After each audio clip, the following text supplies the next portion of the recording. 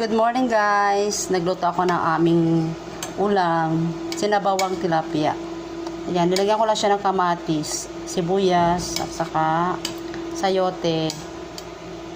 Ayan, nakakasawa na yung prito. So, sabaw naman. Meron din pala itong luya.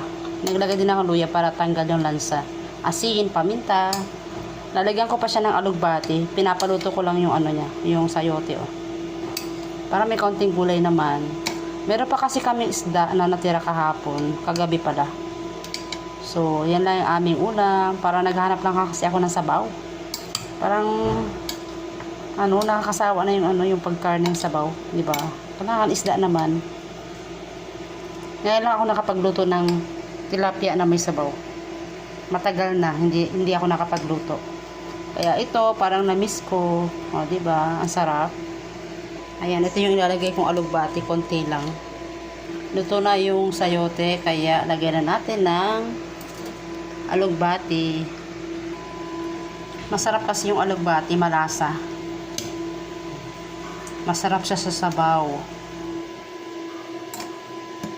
3 pirasong tilapia lang to guys. Para may sabaw lang kami. Diba? Ayan, malapit na guys maluto yung alugbati. At nilagyan ko na rin siya ng pampalasa.